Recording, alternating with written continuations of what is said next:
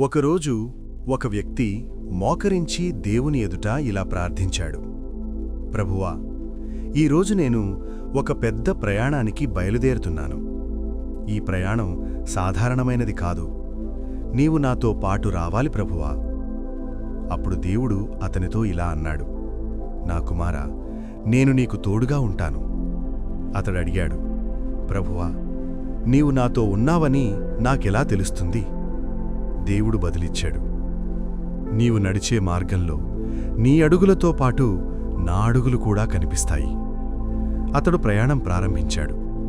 గుట్టలు దాటాడు, మెట్లనెక్కాడు, కొండలు లోయలు దాటాడు.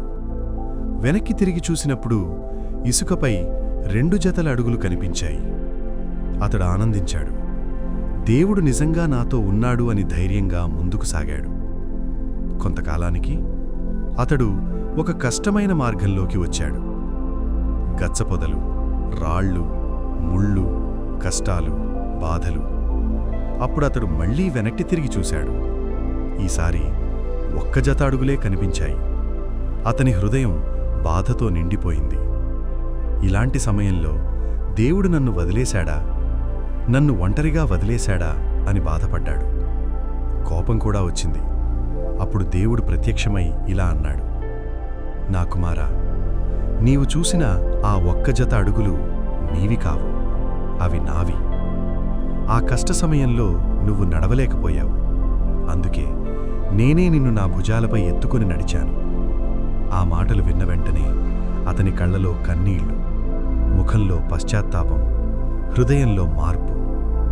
ప్రభువా, నన్ను క్షమించు అని ప్రార్థించాడు. మన జీవితానికి సందేశం.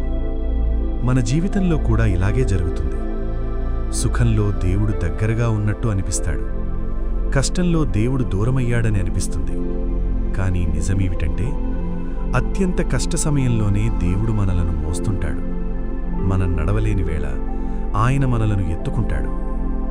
బైబిల్ వాగ్దానం, నీ ముందర నడుచువాడు యెహోవా, ఆయన నీకు తోడైయుండును. ఆయన నిన్ను విడువడు, నిన్నెడబాయడు. ద్వితీయోపదేశకాండము 31:8. ముగింపు మాట. స్నేహితులారా, ఈరోజు మీరు ఏ కష్టంలో ఉన్నా, ఏ బాధలో ఉన్నా, దేవుడు మిమ్మల్ని వదలలేదు. ఆయన మిమ్మల్ని మోస్తున్నాడు. నమ్మండి, ప్రార్థించండి, ధైర్యంగా ముందుకు సాగండి. ఆమేన్.